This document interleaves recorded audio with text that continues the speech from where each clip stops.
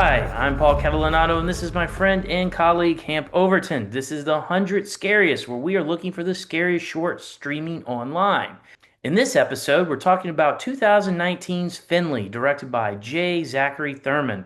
It was written by J. Zachary Thurman and Madison Stroud. It stars Alexa Leigh Fletcher, Brooke Wallace, and Keith Dossett. I came across this film after it was suggested to me by a former student. She said the director is a cousin, and the movie and title character was named after her. The film has been viewed over 12 million times and has went viral several times over on TikTok. The film had a very impressive festival run and won at the Atlanta Comedy Film Festival, the Atlanta Horror Film Festival, the Crimson Screen Horror Film Fest, Horror Films in Hotlanta, and many more. According to Thurman's website, he is a Native American writer, specifically of the Cherokee Nation. He received his BA from Georgia State and received his master's from USC. He's currently based in California and working as a cinematographer. The IMDb logline for Finley reads, Finley is a cheerful, energetic horror short following the shenanigans of a wooden puppet as he tries to kill a group of college kids who have moved into his house. That is a log line full of fun right there. So Hamp, Finley, what are your thoughts on this one? It's always a group of college kids, right? Yeah, I enjoyed it to a certain degree. And I did like the structure. I really enjoyed the structure of it, how I guess we can ruin the film if you haven't seen it yet and talk about the plot in more detail here. And I liked how Finley is a dummy, right? A ventriloquist dummy. And like many movies in the past, and I looked at this, it was like it goes all the way back to I was looking at there was a movie called Magic with Anthony Hopkins way back in the 70s that was also one like that. And then it kind of took, I think the most famous one I can relate it to is a movie called Child's Play, which then evolved into the series of films called Chucky. And also TV series. Chucky was actually, I didn't know this, was a TV series for 2 or 3 years. Then there's another movie called The Puppet Master, which had six, seven, eight variations of it. And then later a movie called Dead Silence. And you can even put more contemporary movies like Annabelle into this category of this puppet that comes alive. The most recent one, though, would be Megan. And you can call that a mechanical puppet also if you want to. So there's a lot of history with this. This is almost probably its own niche category within the horror genre. And so it was fun to watch. And what I enjoyed is that he didn't take himself too seriously, the director. And that seems to be a theme, having looked at some of his other films also. He likes to inject humor in there. Sometimes the humor worked and sometimes it doesn't. The humor has two issues. One is really hard to do because it relies on timing so much. And second of all is humor is subjective. Okay. So what's funny for me might not be funny for someone else. So I think that this film clearly, though, worked for a lot of people because of how many views it has. 12.5 million by the time I viewed it. So clearly the humor and the genre really struck a chord with YouTube viewers. And so that's why it's so popular. And I think you and I have had this conversation before. If you took this and extrapolated to a theater, 12.5 million showings or people viewing your film, it's a huge success. It actually is. If I was doing the math, as if you pay, $10 or $12 per seat for this, that's $120 million take for a low budget horror film. That's a really good net. And so I think I'm surprised that he has not been asked to make this into a feature, or maybe he has, simply because of the results that you see on YouTube right now. If you look up, he's got some interviews that he's done for other horror publications about this short, and he's got a sequel already written. He's got the first movie written, and he's got the sequel written. In the last one that I read about him, he said if he has to go to Kickstarter, he's going to eventually make a Finley feature film. And I think it'll do pretty well, to be perfectly honest, even if it's, direct to streaming. I think there's a built-in audience for this that's going to, tune right in. You know, going back just to the structure of the movie, you're talking about its humor. I will go ahead and admit the humor really did work for me. As somebody who watches a lot of horror movies and especially likes the bedeviled doll genre, or whatever you want to call it, this one checked a lot of boxes for me. Um, I don't know if it was by design or by luck, but it even felt like a movie from the 90s to some degree. And and what I mean by that is the way he framed the movie and the way the acting felt. It made it felt like a callback to those movies that you were talking about, Puppet Master. The acting Hmm. very like Puppet Master, where it was not quite polished. I'm not saying anybody did a bad job, but there was a certain quality to the acting that reminded me of low budget movies from the 90s. So when I watched this, it felt like a callback to that era. And that completely worked for me, along with just some of the ridiculous nature of the movie. That they find this murderous doll, or this doll is just sitting there trying to kill him, and the only thing they're doing with it is like just putting up with it like it's like it's a bad puppy or something. Right, right. Essentially, that's what it is. Yeah, it's interesting you're talking about, a callback to the 90s. I think so many I think we've touched on this before.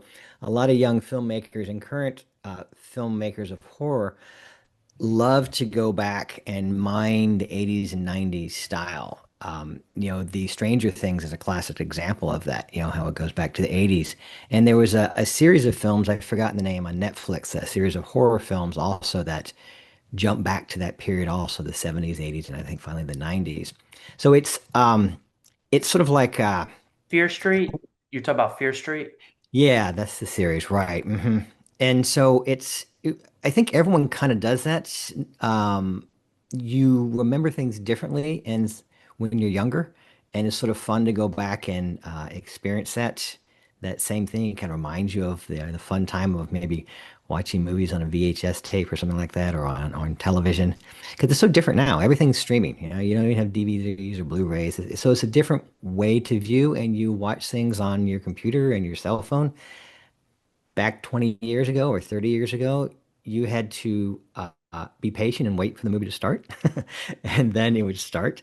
And then you could get up and go get a snack during the commercial breaks and stuff like that. And so it was more of an event because it wasn't so easily accessible as it is today. And I think that might be some of the appeal of making films from that genre, from that time period, making movies today that kind of look like that, simply because people are sort of reminiscing. And then I think there's a lot of truth to what you're saying there. Nostalgia has a big place in horror films. You know, we talked about a lot of the films that we've watched previously. A lot of them have very little dialogue, to no dialogue. Now, Finley is the complete opposite of that. This movie is heavy dialogue. Mm-hmm. You know, and I also think this might be, with the exception of Pumpkin Guts and Lights Out, this is one of those shorts where he's auditioning for a feature film. He's clearly auditioning for a feature Right. film in this one. And what I find very impressive about this is, so reading about it, he shot it in 3 weeks, was how long they took to shoot the movie. Then after that, he did all the puppetry on green screen. He did all that himself, and he was the one who was even working with the puppet. And to me, that's one of the reasons why this movie belongs on this list. This is obviously a low budget production, and you can tell where they're doing double duty on making this mannequin look alive. The mannequin, say what you will about this short, they do a great job with that mannequin, and the timing of the mannequin is usually always spot on and hilarious. Yeah, it is good. I have to agree with you that. I thought it was interesting that, if you look at his IMDb page and look up some of his movies, he made a feature film before this, Hmm. and then he made this 30-minute film. And then when he applied for USC Film School, he made like a 4-minute film. And so it got shorter. But in my opinion, they get better as they get shorter. And I think he may have recognized that rather than because you had to put out a lot of resources and wear a lot of hats when you do a feature or a 30-minute film. Whereas with a shorter film, you can focus more of your energy on a smaller project, time-wise, money-wise, talent-wise, all that kind of stuff. And so, and I really did enjoy his film that he submitted for his university, I guess is his grad school application. Again, it reflects what is in this movie, and that he has a very dark sense of humor, and it ends up really unusual. So it twisted is the way I described it when I was making notes to myself. With the one about the father and the son, did you watch that short? And it's shot like I was trying to find the example. It's shot like a drug company ad where you're unclear what they're selling, but they're selling a better lifestyle is what it is. Okay, no matter what the drug it is they're selling. And so it's usually lots of slow motions, lots of pretty shots, family having a good time together, that sort of thing. And I love that he took that theme, that concept of it, and then at the end, in the last, I guess 25, 30 seconds of it, he completely flips it on his head, and it shows you what's really going on in this family. It's very funny. I got a big kick out of it. Usually, always, the shorter is better. I do agree. But to me, this movie is kind of something different. I wouldn't consider it like a short that this movie's somewhere between a short and a featurette. I can't see this any shorter, and I couldn't see this movie any longer. Does that make any sense? Sure, sure. Well, it's kind of two films if you think about it. It's the story of the puppet coming alive and interacting with the inhabitants of the house, and then it's the robbery story. And so he kind of has two stories. So if you want to make it shorter, he should just get rid of one or the other, right? And so if he got rid of the robbery thing, but the robbery thing obviously works with the story because um, the first story ends with a sad puppet, and Well, it's everything he failed to do in the first half, and he's exactly. successful in the second half. Exactly. So that's like your midpoint in the movie where the story twists. If you've taken your screenwriting classes, at the midpoint in the movie the story twists like that, and then it goes in the other direction. And I love that though, how he uses all the things he tried to use on the inhabitants and failed. He succeeds with the robbers. That was very clever. It's like the nails in the carpet, the marbles, the the toaster in the bathtub, all that kind of good stuff. Oh, the flames from the aerosol spray. And then of course Poster. Right, right. And then of course he succeeds with the arsenic in the drink at the very end also. So, Yeah, he probably murdered them at the end of the movie. but why? Why does he murder him at the end of the movie? Well, we never know that. The funny thing is again, in one of the interviews I read, he said the reason the puppet is so bad is he's just rusty. He was good at murder at some time in history, and he's just rusty in the movie. Oh, I see. Not bad as in evil, but bad as in incompetent. Yeah, So he wasn't just incompetent. So apparently he's just rusty, and that's why he has a hard time dealing with it. I Though, took go ahead. I'm sorry. I took that his vengeance was because they yelled at the cat for pooping on the floor, and he loved the cat. Yeah, the final shot is him petting the cat. It's kind of hard to see, but he's petting the cat right next to him while he's poisoned the three humans. So, I do like the shot where they rub his, where he runs over there. He so wants to take credit for something bad that he goes over there and says, I pooped on the floor." oh, I didn't interpret it that way. I interpret it that he was defending the cat because he loves the cat. You see him pet the cat more than once in the film. So I didn't see him as taking credit for something bad. I saw it as him protecting the cat because he loves the cat. Well, the guy says right after, he says, "Oh, so you're going to take credit for this?" Right. Hmm. He does, but it was just. It was well done. The humor is well done, and it's really earned at the end when he goes through there and you actually end up rooting for this thing when he's actually murdering the bad guys because they make the bad guys like it's not just they're not just bad, they're cliche bad. Like Right. they're saying the worst possible things. You know, Hmm. and I guess that's the other plus to this movie too for me is that it definitely lives in cliche, right? It uses every cliche in the book and it finds a way to make the cliches a little unique, and that's just enough to make the whole thing feel fresh. Yeah, it was the killer who's bad at killing. I think that was the fresh take on the whole thing. And so then that the three roommates just get used to and live with it after a while. So If this was a feature film, see, that's to me would be the big challenge in making this a feature film. How do you close the gap that they're living with this thing. For 30 minutes, well, not even 30 minutes, it's what, 25 minutes with credits. It's probably Hmm. 19, 20 minutes. For a short, I'm able to go like, okay, this is funny. They're living with this thing. But we're starting to talk about an hour and 30-minute movie. That's a Yeah. little harder for me to swallow that they're living with this thing. Hmm. It would have to be they would definitely have to have more content, more substance to the plot than what they have currently right now. Yeah, and you would have to be able to agree. I mean, you would have to be able to, they would have to give us a logical explanation on why they're allowing this thing to even live there. You know? Right. Why not chain it back up?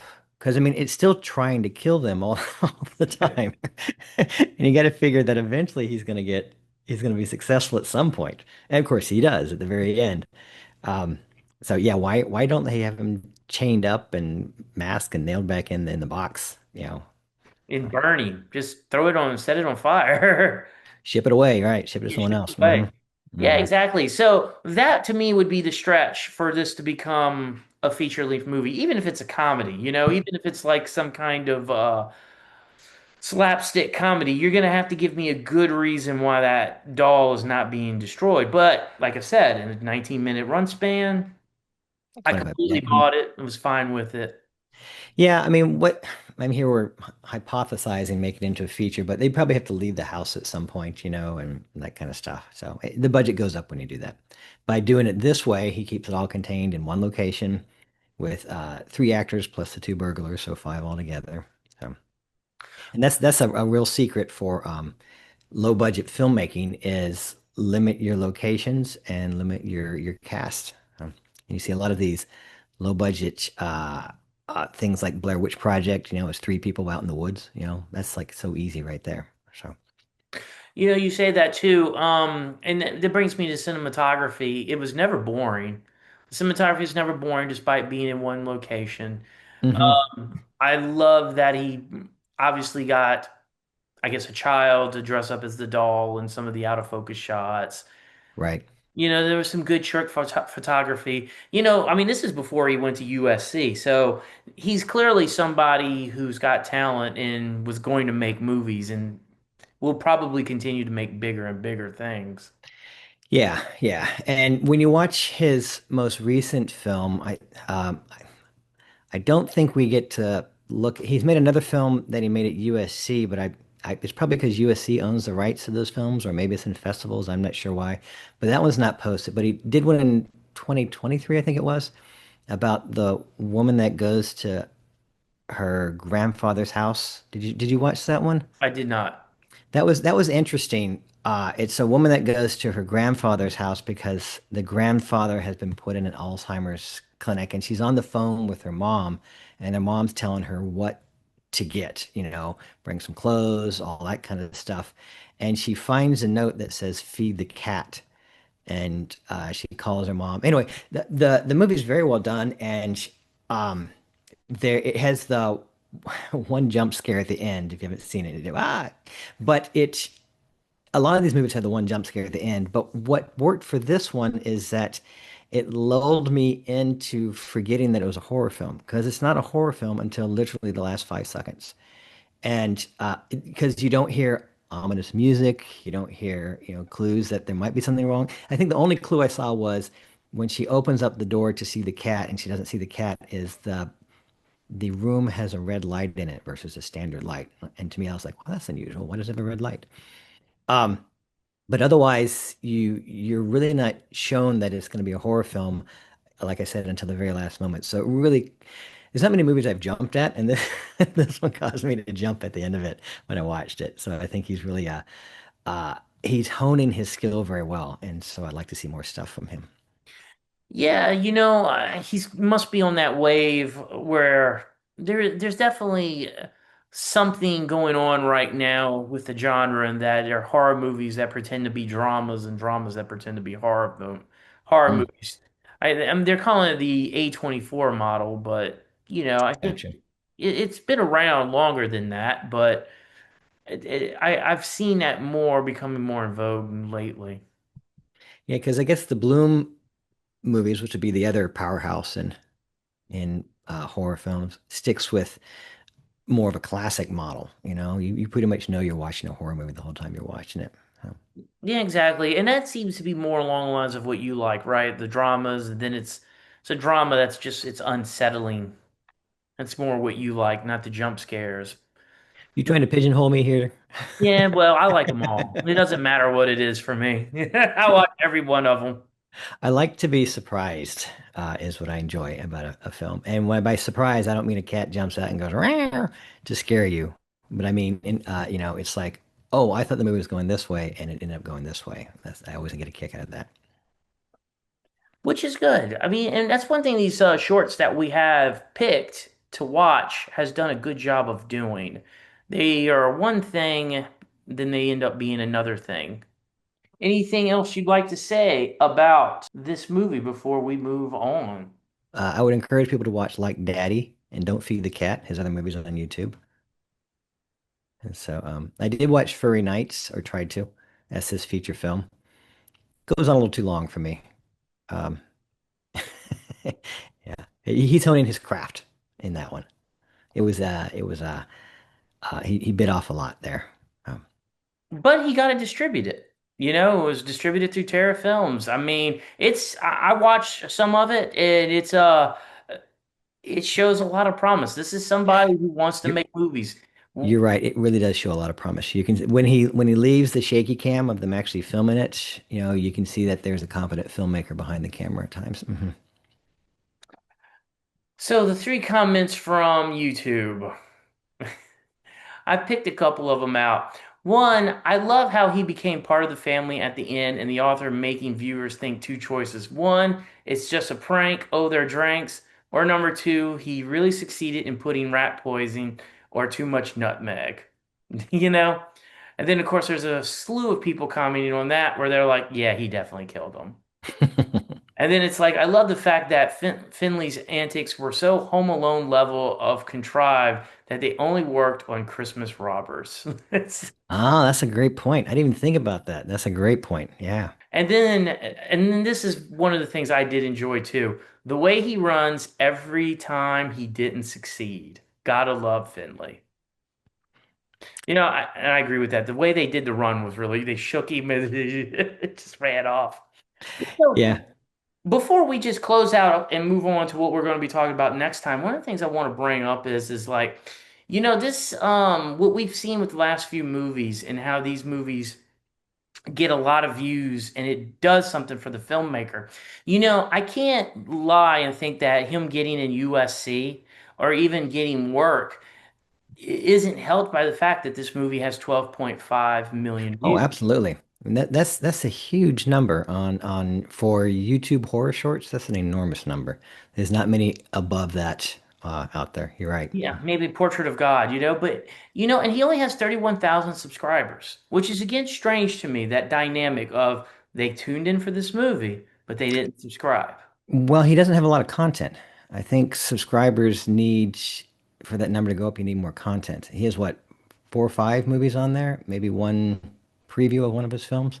Mhm. So without more content to draw people back, they're not going to subscribe, I think. So, And then I looked at what was it? And I looked at it on TikTok.